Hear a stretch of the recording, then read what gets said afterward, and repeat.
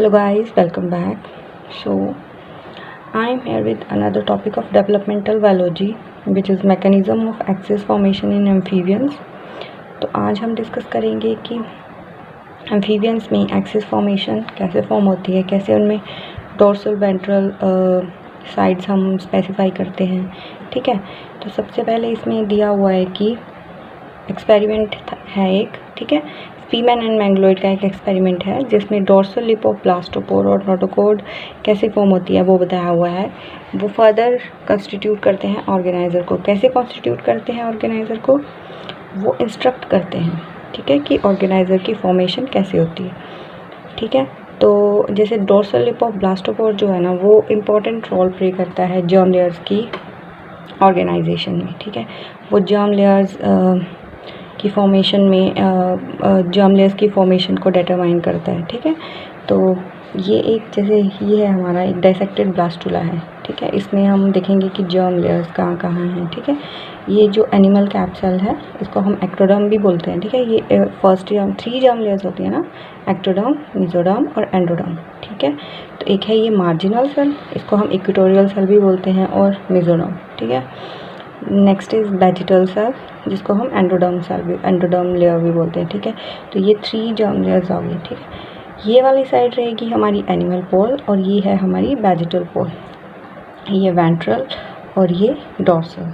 ठीक है, तो आगे क्या है कि ऑर्गेनाइजर्स और dorsal lip of blastopore present कहाँ होते हैं ब्लास्टोला में। ठीक है, तो ऑर्गेनाइजर और डोर्सल लिप ऑफ ब्लास्टोपोर जो होते हैं वो मेसोडर्म में प्रेजेंट होते हैं, मतलब इस रीजन, यहाँ इस वाले रीजन में प्रेजेंट मीन्स इस वाले रीजन में प्रेजेंट होगी। ये है ना organiser and dorsal lip of blastopore. ठीक है, तो नेक्स्ट है न्यूक्लिप सेंटर। न्यूक्लिप सेंटर है जो वो प्रेजेंट होएगा एंडोडर्म वाले रीजन में, और ये सारी जो भी है organiser, dorsal lip of blastopore और न्यूक्लिप सेंटर है, ये जो है डोर्सल साइड पे प्रेजेंट होएगा। ठीक है, ये हमेशा डोर्सल साइड पे प्रेजेंट होएंगी। ठीक है, ये वेंट्रल साइड है इसकी, ये डोर्सल साइड है। तो हम कैसे डिटरमाइन करते हैं कि कौन सी साइड वेंट्रल है और कौन सी डोर्सल है? तो जिस भी रीजन से, ठीक है, मान लो कि यहाँ से स्पर्म ने अगर अटैक किया तो उसका जो अपोजिट साइड होगा वो डोर्सल बन जाएगा। ठीक है, और सिंपली जिस भी रीजन से स्पर्म ने अटैक किया वो वाला रीजन होएगा वेंट्रल साइड। ठीक है, और इसको क्या बोलते हैं, इसमें एक और चीज़ है कि ये मेसोडर्म इंड्यूसिंग सिग्नल्स। ठीक है, तो यहाँ से जो एंडोडर्म है वो मेसोडर्म की फॉर्मेशन के लिए हेल्पफुल होता है। ठीक है, तो ये सिग्नल्स दे रहे हैं। ठीक है, एंडोडर्म वाले सेल मेसोडर्म इंड्यूसिंग सिग्नल्स दे रहे हैं मेसोडर्म की फॉर्मेशन में। ठीक है, मेसोडर्म इंड्यूसिंग सिग्नल, ये इसीलिए एरो ऊपर के लिए बनाए हुए हैं। ठीक है, तो ये जो एक्सिस फॉर्मेशन ऑफ एम्फीबियंस है ये रेगुलेटिव डेवलपमेंट है। रेगुलेटिव का मतलब है कि ये कंडीशनल डेवलपमेंटल शो करते हैं। इनका फेट जो होता है वो पहले से डिटरमाइन नहीं होता, ये कंडीशन के हिसाब से खुद का फेट डिसाइड करते हैं। और अगर इसमें कोई भी सेल का लॉस हो जाए, ठीक है, अगर कोई भी सेल्स का इनमें लॉस हो जाए तो वो जो उसके सराउंडिंग वाले सेल हैं वो उस लॉस को कंपनसेट कर देते हैं, वो उस लॉस को फिलअप कर देते हैं। ठीक है, तो ये एक रेगुलेटिव डेवलपमेंट है। ठीक है, तो इतनी सी चीज़ है इम्पॉर्टेंट। ऑर्गेनाइजर कहाँ पे होता है, डोर्सल लिप ऑफ ब्लास्टोपोर कहाँ पे होता है, न्यूक्लिप सेंटर कहाँ पे होता है। ठीक है, तो ये सारा क्या dorsal region important role play कर रहा है इसमें। नेक्स्ट है इसमें आगे है molecular biology of Nieuwkoop center. तो मॉलिक्यूलर बायोलॉजी में हम यहाँ पे हम न्यूक्लिप सेंटर के बारे में पढ़ेंगे, बीटा कैटेनिन के बारे में पढ़ेंगे, और भी बड़ी सारी चीज़ें हैं। ठीक है, तो 1 बाय 1 हम सब कुछ डिस्कस करेंगे। तो ये है एक ब्लास्टुला, ये ऑर्गेनाइज़र है, यहाँ पे कहीं ऑर्गेनाइज़र लाई कर रहा है। ये पूरे डोर्सल साइड पे, डोर्सल मोस्ट साइड है यो, यहाँ पे हमारा बीटा कैटेनिन रहेगा, डोर्सल बीटा कैटेनिन एक्यूमुलेशन यहाँ पे। ठीक है, तो endoderm is able to induce the formation of mesoderm. जो एंडोडर्म है वो मेसोडर्म की, जैसे बताया ना ऊपर, की मेसोडर्म की फॉर्मेशन में हेल्प करता है टू एक्सप्रेस, ठीक है, presumptive mesoderm causing the presumptive mesoderm cell to express the Xenopus brachyury gene. ठीक है, एक जीन है। ठीक है, ये जो जीनोपस ब्रैंक्यूरी जीन है, ठीक है, वो एक्टिवेट करता है जीन्स को जो क्या प्रोड्यूस करती है, मेसोडर्म स्पेसिफिक प्रोटीन। जो मेसोडर्म स्पेसिफिक प्रोटीन है ना, उनको ये एक्टिवेट करता है जीनोपस ब्रैंक्यूरी जीन, जो हेल्प करता है मेसोडर्म की फॉर्मेशन में। फर्दर ये हेल्प करेंगे ना इसको। ठीक है, आगे है कि dorsal most vegetal cell can instruct the overlying dorsal marginal cell to become the organizer. ठीक है, जो डोर्सल मोस्ट वेजिटल सेल है, ठीक है, यहाँ ये डोर्सल मोस्ट यहाँ पे वेजिटल सेल होंगे, वो इंस्ट्रक्ट करेंगे ओवरलाइन डोर्सल मार्जिनल सेल को ऑर्गेनाइजर्स की फॉर्मेशन के लिए। ठीक है, आगे है कि जो बीटा कैटेनिन है, ठीक है, बीटा कैटेनिन ये ऑल ओवर ये डोर्सल साइड पे प्रेजेंट रहेगी। वो मल्टी फंक्शनल प्रोटीन है। ठीक है, multi functional protein that can act as an anchor for cell membrane कैडहेरिन।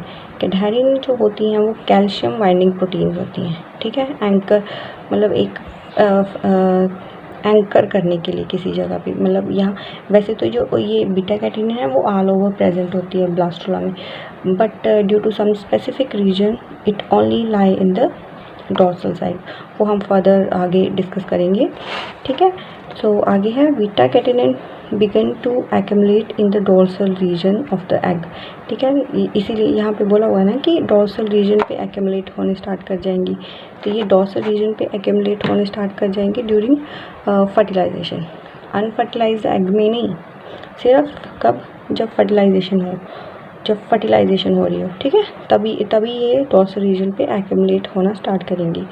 उसके बाद क्या है कि जो cell containing beta catenin resides in the nuclear center. यहाँ पे न्यूक्लियर सेंटर यहाँ पे होता है ना, तो बोले कि जब भी बाद में जब क्लीवेज होएगी तो सेल कंटेनिंग जो सेल हैं जिन्होंने बीटा कैटेनिन होगा जिनमें, वो कहाँ पे, न्यूक्लियर सेंटर के पास लाई करेंगे यहाँ पे। ठीक है, सो ये पूरा प्रोसेस है कि कैसे बीटा कैटेनिन सिर्फ डोर्सल साइड पे एक्यूमुलेट होता है। ठीक है, बीटा कैटेनिन के बारे में बताया है यहाँ पे, डिसेबल्ड प्रोटीन के बारे में बताया है।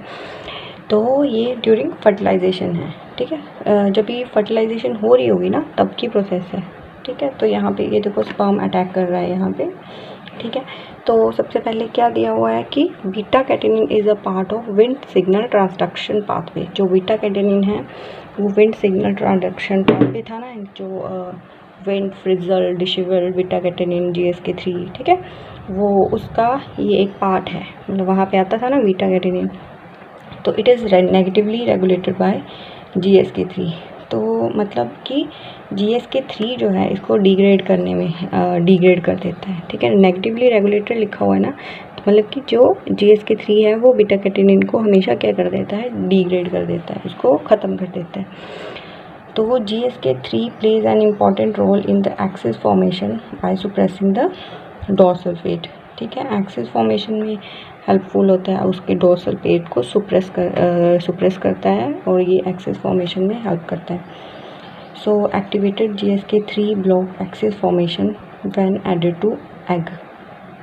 तो जो एक्टिवेटेड GSK3 है वो एक्सिस फॉर्मेशन को ब्लॉक कर देता है जब भी हम इसको एग में ऐड कर देते हैं, इस एग में। ठीक है, तो वो बीटा कैटेनिन बताया था ना कि बीटा कैटेनिन जो इनिशियली होता है अनफर्टिलाइज्ड एग में होता है, वो थ्रू आउट एम्ब्रियो सिंथेसाइज करता है।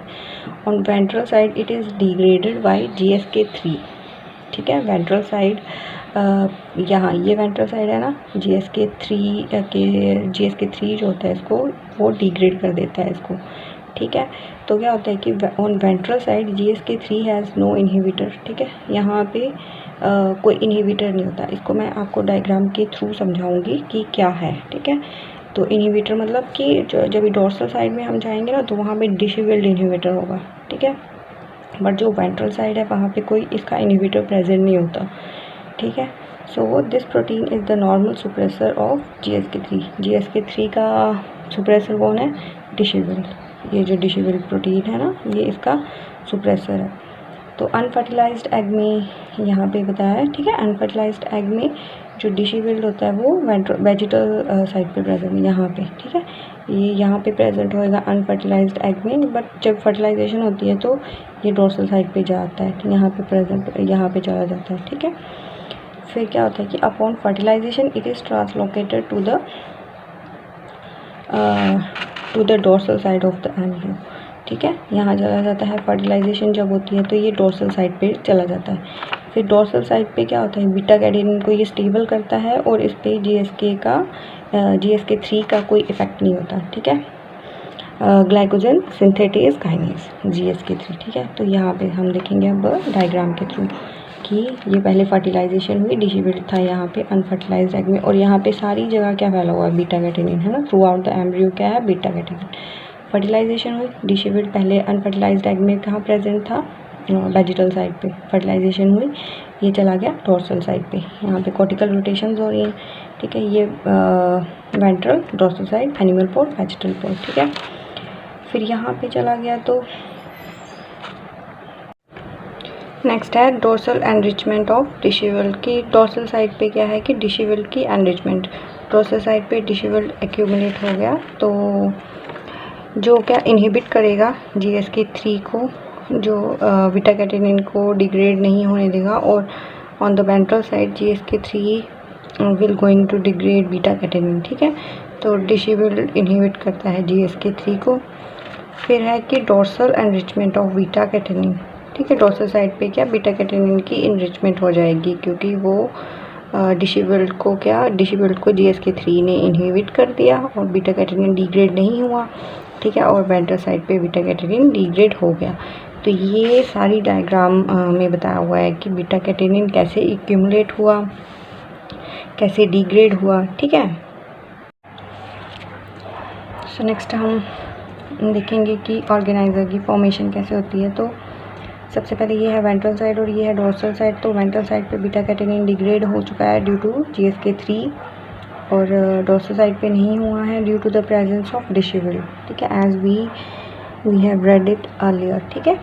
So this is the promoter region, और यहाँ पे TCF3 प्रोटीन प्रेजेंट है, यहाँ पे CMOS जीन प्रेजेंट है। तो ये यहाँ पे रिप्रेस फॉर्म शो कर रहा है। रिप्रेस क्यों है, क्योंकि अगर इसको एक्टिवेट होना है तो इसको बीटा कैटेनिन की ज़रूरत पड़ेगी, जो कि वेंट्रल रीजन पे नहीं है। तो बीटा कैटेनिन कहाँ प्रेजेंट है, डोर्सल साइड पे, ठीक है। तो जैसे ही यहाँ पे बीटा कैटेनिन बाइंड करता है, ये यहाँ के प्रोमोटर रीजन को एक्टिवेट कर देता है, ठीक है। CMOS प्रोटीन की ट्रांसक्रिप्शन में स्टार्ट हो जाती है, ठीक है। और ये फर्दर गूस्कोइड प्रोटीन और CMOS फर्दर कंबाइन करके ऑर्गेनाइजर की फॉर्मेशन में हेल्पफुल होता है, ठीक है। तो आगे कुछ की पॉइंट्स हैं वो हम डिस्कस करेंगे कि beta catenin is a transcription factor. Beta catenin जो है वो एक ट्रांसक्रिप्शन फैक्टर होता है, और Xenopus beta catenin can combine with the ubiquitous transcription factor known as TCF3, ठीक है। ये बताया हुआ है कि बीटा कैटेनिन और ये TCF3 ये कंबाइन करते हैं, ठीक है। उसके बाद बोला है कि mutant of it, that is TCF3 lacking beta catenin bind to beta catenin binding domain result in embryo without dorsal axis. बोले कि अगर TCF3 अगर लैक कर रहा होगा बीटा कैटेनिन को, अगर TCF3 के पास बीटा कैटेनिन नहीं होगा तो यहाँ पे क्या डोर्सल एक्सिस फॉर्मेशन नहीं होगी, ठीक है। So beta catenin and TCF3 complex appear to bind to the promoter whose activity is critical for axis formation, ठीक है। तो ये एक्सिस फॉर्मेशन में हेल्प करती है beta catenin and TCF3 complex. So TCF3 protein is thought to inhibit CMOS transcription, ठीक है। जो TCF3 प्रोटीन है वो CMOS की ट्रांसक्रिप्शन को इनहिबिट करती है जब ये क्या नहीं प्रेजेंट होता बीटा कैटेनिन। मतलब इस पर सारा कुछ किस पे डिपेंड कर रहा है, इसकी ट्रांसक्रिप्शन किस पे डिपेंड कर रही है, बीटा कैटेनिन। अगर बीटा कैटेनिन होएगा तो एक्टिवेशन होएगी, अगर बीटा कैटेनिन नहीं होएगा तो एक्टिवेशन नहीं होगी, ठीक है। सो when the TCF3 and beta catenin complex appear to complex bind to its promoter, CMOS is activated, ठीक है। यहाँ पे अगर बाइंड करेगा बीटा कैटेनिन तो CMOS एक्टिवेट करेगा, वरना ये रिप्रेस फॉर्म में रहेगा, ठीक है। उसके बाद है कि CMOS protein is critical for the expression of organiser specific gene, ठीक है। ये जो CMOS प्रोटीन है वो एक क्रिटिकल रोल प्ले करती है ऑर्गेनाइजर स्पेसिफिक जीन्स को, मतलब ऑर्गेनाइजर की फॉर्मेशन में एक क्रिटिकल रोल प्ले करती है, ठीक है। उसके बाद है कि जो CMOS प्रोटीन है वो बाइंड करती है promoter of goosecoid gene and activate its expression. जो CMOS प्रोटीन है वो यहाँ पे बाइंड करेगी, ठीक है, और इसके एक्सप्रेशन को एक्टिवेट कर देगी, ठीक है। उसके बाद है the protein product of goosecoid appear to be essential for activating numerous gene in the Spemann organiser.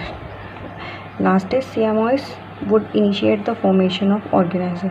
जो CMOS है वो इनिशिएट करता है फॉर्मेशन ऑफ ऑर्गेनाइजर की फॉर्मेशन में हेल्प करता है, ठीक है। आगे है ये एक छोटा सा 2 लाइन्स दी हुई हैं कि ऑर्गेनाइजर और वेंट्रल मेसोडर्म कैसे फॉर्म होता है, उसके फॉर्मेशन में क्या क्या चीज़ें नीडेड है हमें, ठीक है।